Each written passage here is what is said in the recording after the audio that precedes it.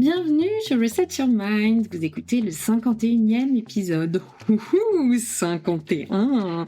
Honnêtement, lorsque j'ai démarré le podcast, je n'avais pas de plan particulier. Je voulais surtout partager mes retours d'expérience de professionnel, de coach. Je n'aurais jamais imaginé que vous seriez au rendez-vous et que je prendrais autant de plaisir à échanger avec vous.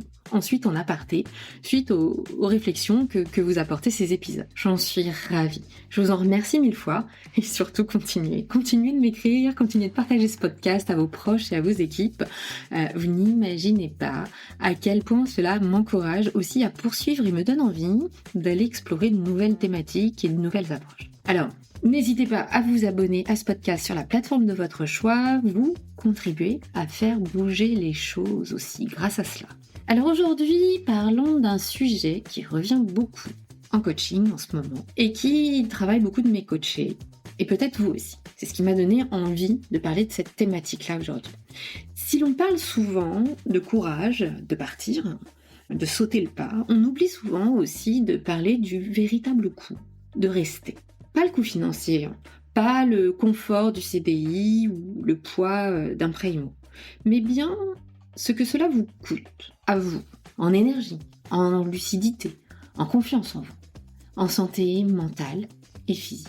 Mais aussi ce que cela vient amputer en vous. Alors à toutes celles et ceux que j'accompagne aujourd'hui, dirigeants, cadres supérieurs, managers, entrepreneurs, celles et ceux qui sont brillants, brillantes, impliqués et loyaux envers leur entreprise, à celles et ceux qui tiennent encore debout après 3, 4, parfois 5 réorganisations en moins de 3 ans, à celles et ceux qui encaissent, qui serrent les dents, qui portent encore et encore pour leurs équipes, pour leurs valeurs, pour ce qu'ils ont construit, mais qui sentent au fond que quelque chose s'éteint doucement, que continuer à faire bonne figure coûte décidément cher, trop cher, et qui commencent à se demander jusque quand va-t-il falloir tenir. Cet épisode est définitivement pour vous. Je vous partage ici un mélange de retours d'expérience récentes de mes coachés, un directeur commercial qui a donné sa démission, mais qui continue d'assurer comme si de rien n'était, parce qu'il ne veut pas lâcher son équipe. Une directrice produit, épuisée, à qui on a retiré énormément de ressources, d'équipe, mais pas les responsabilités ni les attendus en termes de deadline. Une DAF qui a dû repostuler à son propre poste et qui, après avoir récupéré son job, n'est plus vraiment certaine de vouloir rester, parce que quelque chose semble s'être cassé. Toutes ces personnes ont un point commun. Elles veulent bien faire. Elles ont cru, elles ont porté, elles ont défendu leurs entreprises, leurs équipes, leurs visions. Et aujourd'hui, elles s'éteignent à petit feu. Alors à vous qui m'écoutez aujourd'hui, avant de rentrer dans le vif du sujet, je vais vous poser une question. Rester, est-ce de la loyauté ou de l'aveuglement ? Si vous rejoignez pour la première fois Reset Your Mind, bienvenue. Ici, nous parlons de business, leadership et décisions stratégiques, mais sans chichi et sans blabla. Nous parlons de la vraie vie, des dilemmes, des coups durs, des moments où tout bascule. Parce que piloter sa vie, une carrière, une équipe ou un business, c'est souvent faire face à l'inattendu. Or, personne ne nous apprend vraiment comment gérer cela. Pas plus que gérer nos pensées ou prendre soin de nous, alors que nous sommes notre plus précieuse ressource pour justement faire avancer les choses, pour justement traverser toutes les situations. Et si vous cherchez des pistes concrètes, des réflexions qui bousculent et un sparring partner pour avancer à vos côtés, vous êtes au bon endroit. Et restez bien jusqu'à la fin de cet épisode aujourd'hui, je vous réserve une surprise en fin d'épisode. Respirez, installez-vous et attaquons. Pourquoi rester coûte souvent plus cher que partir ? À force de faire bonne figure, on crée une dissonance en nous, entre ce que l'on pense, ce que l'on ressent et ce que l'on fait au day-to-day. Ce décalage continue d'être alimenté, sans que l'on s'en rende forcément compte la plupart du temps, au quotidien, tous les jours, par de petites choses qui semblent a priori insignifiantes sur le coup, qui s'accumulent jour après jour. Et ce décalage, ce fossé, vous coupe peu à peu de vos émotions, de votre petite voix intérieure, pour vous protéger, en fait, de cette dissonance. Cette coupure, elle est là pour mettre de la distance. Car si vous deviez chaque jour être confronté à ce gap, ce fossé, vous n'y arriveriez plus à avancer, ni à produire, ni même à écrire le moindre mail, trop occupé à essayer de raccrocher toutes ces parties justement entre elles, toutes ces parties de vous pour y trouver du sens. Notre cerveau crée donc volontairement un déséquilibre qui vient impacter tout le système, tout votre système. Lorsque votre job ne vous challenge plus et que chaque jour on vous highlight les difficultés, les manques, le reste à faire, que se passe-t-il à votre avis? Votre job vous vide de votre énergie. Face à ce puissant fond de tâches à faire toujours et encore plus conséquent. Votre confiance en vous, elle s'érode. Effectivement, vous n'arrivez pas, voire jamais assez souvent en tout cas, ou pas comme vous aimeriez voir, pas comme vous le devriez. Alors vous doutez, et ce doute il devient récurrent, insidieux, invalidant. Vos performances baissent, pas parce que vous n'êtes pas compétent ou compétente, mais parce que vous n'êtes plus connecté à ce que vous faites.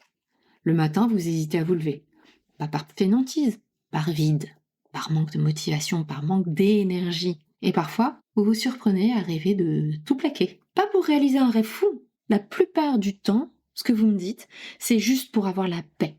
Juste pour être enfin tranquille. Ça vous parle? Je suis certaine que si ces propos font écho en vous, et que je vous demandais là tout de suite quelle est votre mission, votre pourquoi à l'origine vous aviez accepté ce poste dans cette entreprise, il vous faudrait de longues minutes pour vous y reconnecter. Voire mission impossible. Pourtant, il y a des signaux faibles qui ne trompent pas, mais que la plupart d'entre nous préférons oublier, tomber tout au fond de ce fossé justement. Parce qu'admettre ce que l'on voit, ce serait admettre que quelque chose est en train de mourir. Et ce qui meurt, vous l'aurez compris, c'est une partie de vous. Alors on ferme les yeux, on minimise, on se dit que ça va passer, c'est la période. Je dois juste tenir encore un peu. On devient notre propre illusionniste. Et pourtant les signaux sont là, criants, silencieusement. Lorsque l'on commence à vous contourner sur des décisions stratégiques, par exemple, on ne vous consulte plus vraiment, on vous informe après coup, on vous demande d'exécuter, plus vraiment de réfléchir. Votre avis n'est plus attendu, ni même sollicité, voire même il dérange, il ralentit, il confronte. Ou alors, lorsque vous devez vous battre pour garder le poste, que vous avez déjà prouvé maîtriser plus d'une fois, vous justifiez votre valeur, alors qu'elle est écrite noir sur blanc dans les résultats. Vous défendez votre légitimité, alors qu'elle est ancrée dans des années d'engagement. Vous passez d'acteur stratégique ou d'actrice stratégique à plaideur de votre propre cause. Lorsque l'on vous trouve trop aussi, too much, trop cher, trop direct, trop exigeante. Trop pour qui? Trop pourquoi? La vérité, vous êtes devenu une anomalie dans un système qui a décidé de réduire son ambition. Votre exigence dérange, votre clarté dérange, votre ambition dérange. Et puis, il y a ce sentiment sournois, ce petit bruit de fond que vous portez seul, au fond de votre ventre, au fond de la nuit, au fond des nuits d'insomnie, je dirais. Mais est-ce que c'est moi le problème? Non, ce n'est pas vous le problème. C'est l'environnement qui a changé. C'est ce fossé que vous avez consciencieusement masqué qui se révèle au grand jour. Peut-être que votre entreprise a changé de stratégie, a changé d'ADN ou de culture, ou en tout cas, ce n'est plus aligné avec vos motivations ou votre pourquoi à vous. Mais, et c'est important, ce n'est pas votre job de vous en contenter de cette situation d'entre-deux insidieuse et désagréable. Ce n'est pas votre mission de sauver ceux qui refusent de l'être. Ce n'est pas votre mission de vous battre envers et contre tout si la stratégie d'entreprise va dans un sens qui n'est pas celui que vous auriez initié ou poussé de votre côté. Ce n'est pas votre rôle de devenir figurant, figurante de votre propre vie. Alors oui, à ce stade, vous pourriez vous dire peut-être que je dois juste faire plus d'efforts. Peut-être que je dois me réinventer, encore une fois. Peut-être que je dois juste attendre que ça passe. En tout cas, la plupart du temps, ce sont les retours, les questions que vous me portez en session. À ce moment-là, je vous pose souvent deux questions. Pourquoi est-ce si important pour vous de prouver encore votre valeur dans ce contexte? Pourquoi est-ce si important pour vous de prouver votre valeur dans ce contexte? Et la deuxième, c'est que sacrifiez-vous en silence à mettre autant d'énergie à lutter contre ce qui ne veut plus de vous? Et là, vous avez certainement des mots comme énergie, confiance en vous, potentiel, joie de vivre, lumière intérieure, qui viennent à votre esprit quand je vous pose ces questions-là. Vous ne pouvez imaginer le nombre de personnes dont j'ai vu les yeux s'éteindre au fil des ans, à se forcer, s'imposer de rester. Alors parfois, on n'a pas toujours le choix, certes, mais on n'a pas le choix pendant un certain laps de temps. On a le droit de laisser sa chance aussi. C'est peut-être effectivement juste une mauvaise période à passer. Mais bien souvent, le temporaire devient la nouvelle baseline de normalité. Parce que rester coûte beaucoup, beaucoup plus cher que partir lorsque l'alignement est rompu, et qu'il ne suffit pas d'une promotion tardive, d'un projet inespéré ou d'un énième remerciement de façade pour recoller les morceaux de ce qui a été brisé. Il ne s'agit pas ici non plus de faire preuve de résilience à tout prix. Il s'agit de reconnaître que lâcher prise, parfois, c'est l'acte de courage ultime à avoir. Pas pour fuir, pas pour abandonner, mais pour arrêter de se battre contre ce qui n'a plus de place dans votre histoire, à vous. Et vous savez quoi? Cela ne fait pas de vous quelqu'un de faible. Cela ne fait pas de vous quelqu'un de lâche ou qui manque de loyauté envers son entreprise. Cela fait de vous quelqu'un de lucide. J'ai envie que vous emportiez avec vous 2 questions si vous vous reconnaissez ici. À quel moment ai-je commencé à me justifier d'exister dans mon propre rôle? À quel moment ai-je commencé de me justifier d'exister dans mon propre rôle? Et la deuxième, est-ce que je reste par loyauté ou par peur de tout recommencer ailleurs? Envoyez-moi un message justement ou laissez-moi un commentaire sous l'épisode, je vous enverrai un document récapitulatif si vous voulez avec les différentes questions de l'épisode d'aujourd'hui. Qu'est-ce que vous inspire ces questions en attendant? À ce stade, souvent, notre cerveau joue contre nous. Parce qu'il faut comprendre une chose. Et vraiment, quand je dis comprendre, c'est vraiment intrinsèquement. Notre cerveau déteste l'inconnu. Il préfère supporter l'insupportable plutôt que de faire face au vide. Il préfère rester dans une situation inconfortable, toxique, qu'il connaît, plutôt que de plonger dans un avenir qu'il ne maîtrise pas. C'est son mode de fonctionnement par défaut. C'est humain, c'est programmé. Mais ce n'est pas une fatalité.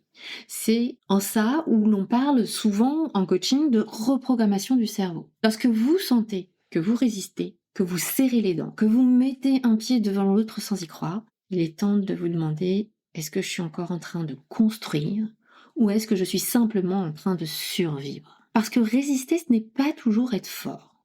Parfois, résister, c'est juste s'enfoncer. Et ce que nous appelons parfois résilience n'est en réalité que de l'acharnement maquillé. Alors j'aimerais clarifier quelque chose ici.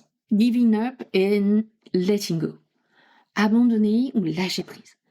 Ce n'est pas la même chose.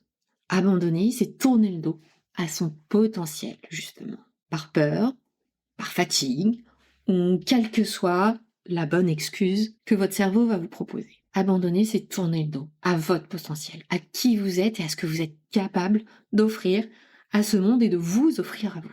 Lâcher prise, en revanche, le fameux letting go, c'est reconnaître que certaines batailles ne valent plus notre énergie, que nous avons mieux à faire ailleurs. Et lâcher prise, c'est aussi reprendre la main. Car oui, lâcher un poste, lâcher une entreprise, lâcher un titre, ce n'est pas perdre, pas obligatoirement. C'est se retrouver aussi. C'est récupérer ce qui compte. C'est récupérer votre dignité, votre confiance en vous, votre santé mentale, votre capacité à créer, à innover, à inspirer et à vivre pleinement, tout simplement. Encore une question, celle-ci, je la classe dans les questions boussole. Posez-vous régulièrement cette question de est-ce que ce que je défends aujourd'hui est aligné avec la personne que je veux devenir? Parce qu'à partir du moment où la réponse est principalement oui, alors continuez.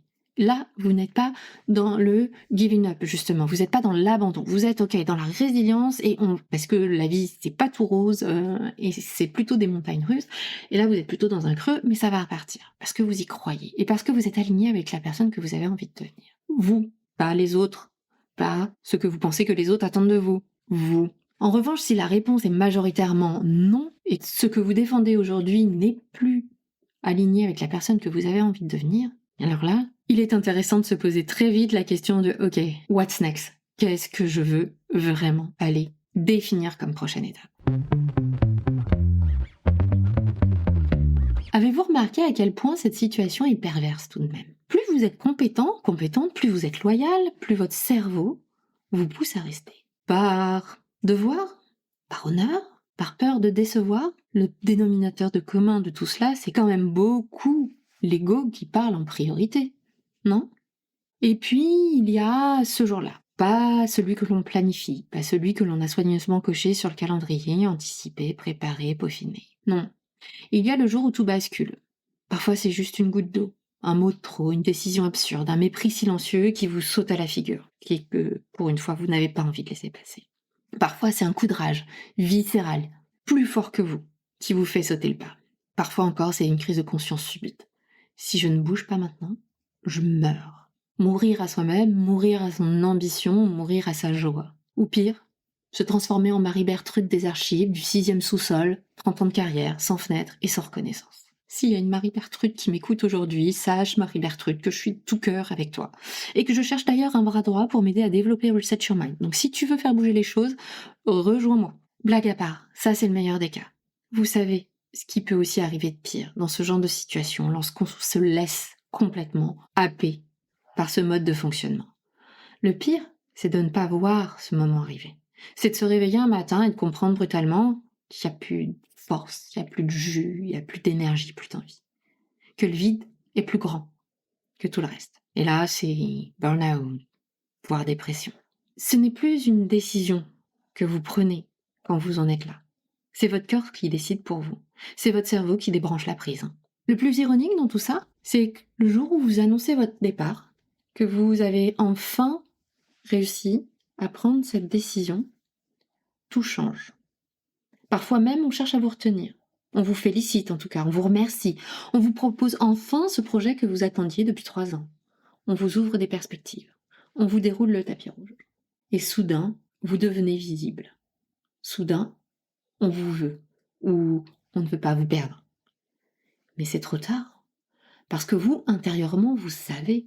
Vous savez que c'est pas une prime à un nouveau titre qui va guérir l'usure. Vous savez que ce n'est pas 3 compliments à la va-vite qui vont préparer des années de loyauté exploitée. Vous savez quelque part que vous êtes déjà parti, de toute façon. Et très souvent, c'est ça aussi. C'est à ce moment-là qu'il y a une petite voix qui s'invite de nouveau à la table des négociations, si je puis dire. Et une petite voix tenace, coupable. Tu vois, si t'avais attendu encore un peu. Non, cette phrase est la phrase poison qui vous a maintenu dans cette situation pendant des mois, voire des années. Ce que vous ressentez, ce qui vous a poussé à prendre cette décision est réel. Si la vie est pas rose tous les jours et qu'il est important de savoir accepter ces up and down parce que c'est pas pomper up tous les jours et que c'est vraiment primordial de travailler à mieux gérer ces zones d'inconfort pour pas prendre des décisions sur des coups de tête. Ce que vous ressentez est réel. Ce que vous vivez est légitime. Certes, partir n'est pas simple et surtout fuir sans prendre le temps de processer cette histoire, décider de ce que vous voulez conserver ou laisser derrière vous, aura de fortes chances de vous faire renouveler la même opération. Et c'est là où je vous invite à prendre le temps de digérer, de processer, de faire le deuil des vies que vous aviez imaginées dans cet ancien écosystème. De faire le deuil de ce que vous aviez imaginé pouvoir créer, construire, ce que vous avez aussi mis en place, faire le deuil de tout ce que vous avez réellement construit au travers de cette expérience pour revenir plus au clair de ce que vous voulez pour vous et ce que vous ne voudrez plus, ce que vous laissez derrière vous dans cette expérience et ce que vous emportez avec vous. Et là, c'est un travail que l'on évite souvent consciencieusement parce qu'il n'est pas toujours très agréable. Ce qu'on va souvent chercher à faire à ce moment-là, c'est à se rassurer. Alors que l'objectif est d'être honnête aussi avec soi-même. Qu'est-ce que moi aussi j'ai laissé faire? Qu'est-ce que moi aussi j'ai mis sur le tapis, j'ai alimenté et qui a donné ce résultat-là? Parce que si vous ne prenez pas le temps d'analyser cette partie-là, vous allez recommencer exactement la même chose dans le prochain cadre, dans la prochaine expérience. Donc oui, l'objectif n'est pas de se rassurer. L'objectif n'est pas de se congratuler, car l'herbe ne sera pas plus verte ailleurs si vous ne changez pas aussi. Partir, ce n'est pas renoncer, c'est pas abandonner, c'est pas baisser les bras. Partir, c'est acter que vous êtes votre projet principal, que votre vie, votre carrière, votre business est votre principal projet. Votre première responsabilité et votre premier engagement. Et que cette partie de votre histoire, là, cette étape-là, prend fin. Pour laisser place à du nouveau, plus aligné avec la personne que vous souhaitez maintenant conquérir. Plus aligné avec la personne que vous souhaitez maintenant explorer. Partir, c'est dire à voix haute, mon énergie est précieuse, mon ambition mérite mieux, mon intégrité vaut plus que mon confort. Partir, c'est refuser de se laisser lentement éteindre. C'est choisir l'élan plutôt que l'inertie. C'est choisir la clarté plutôt que l'ambiguïté. Et cette clarté, c'est vous qui la définissez. Alors oui, c'est pas un choix facile, oui, c'est inconfortable, effrayant et parfois déchirant. Mais chaque leader, chaque femme, chaque homme qui a changé son monde a d'abord accepté de ne plus rester là où on l'attendait. Là où elle s'épuise, il s'épuise, en silence. Alors voici ce que j'aimerais que vous reteniez aujourd'hui. Rester pour de mauvaises raisons, ce n'est pas du courage. Se choisir n'est pas de l'égoïsme. Se libérer, ce n'est pas trahir. C'est honorer qui vous êtes et qui vous pouvez encore devenir. Parce qu'un leader qui s'éteint devient un poids pour l'organisation. Un leader qui s'écoute devient au contraire un phare pour les autres. Et entre les deux, personnellement, j'ai pas d'hésitation. Alors emportez avec vous ces 3 questions suivantes que je pose souvent en coaching. Question numéro 1. Est-ce que je reste par loyauté au détriment de ma vérité? Quelle partie de moi est en train de mourir à petit feu? Et si je m'autorisais à me croire en moi? Quelle décision je prendrais maintenant? Vous n'êtes pas venu ici pour vous perdre au bord du chemin. Vous n'avez pas traversé tant d'épreuves, construit tout ce que vous avez construit, tant de nuits blanches, tant de défis, tant de challenges, pour finir à attendre que l'on vous autorise à vivre votre prochaine étape. Il n'y a pas de permission à demander. Votre prochaine étape, elle vous appartient. Si c'est avec votre entreprise actuelle, tant mieux et continuez. On a parfois des parcours absolument géniaux dans des entreprises où on est vraiment très aligné, y compris dans notre évolution. Parfois, c'est pas le cas. C'est comme ça. Et il n'y a à en vouloir ni aux uns ni aux autres. Rappelez-vous que partir, ce n'est pas perdre, c'est se délester de ce qui devient trop lourd. Chose promise, chose due, la petite surprise de fin d'épisode. Donc si cet épisode a résonné en vous, si vous êtes en ce moment à un moment charnière justement, un flou un peu stratégique, ce carrefour qui vous donne le vertige et que vous ne savez pas trop par quel bout le prendre, je vous propose un Reset Express. Qu'est-ce que Reset Express? C'est 1h30 en tête-à-tête avec moi, une séance ultra ciblée pour reprendre de la hauteur, faire de la clarté, remettre de l'ordre dans ce chaos et définir votre prochain plan d'action, votre prochain move pour qu'il soit aligné et à votre service. Que vous soyez en pleine crise, surchargé, en perte de sens ou avec une envie furieuse de level up, de booster votre carrière sans repartir de zéro pour autant, c'est la bonne approche. Cette session, c'est pas juste une conversation bien-être, hein. Non, vous commencez à me connaître un petit peu. C'est vraiment une mise au point stratégique pour les cœurs exigeants, les cerveaux qui tournent trop vite et les agendas trop pleins. Vous repartez avec une vision claire de vos priorités, une cartographie mentale allégée et un plan d'action pragmatique. Donc je vous mets le lien dans la description de l'épisode pour pouvoir réserver votre créneau si vous êtes intéressé, parce que parfois, oui, il suffit d'1h30 avec la bonne personne, les bonnes questions pour remettre toute une trajectoire sur les rails. Alors je vous dis merci d'avoir écouté cet épisode, prenez soin de vous et surtout, reset your mind. J'ai besoin de vous. Pouvez-vous prendre 5 minutes pour noter ou commenter cet épisode? Grâce à vos avis, Reset Your Mind commence à être connu. Et j'ai très envie de voir jusqu'où nous pouvons aller ensemble.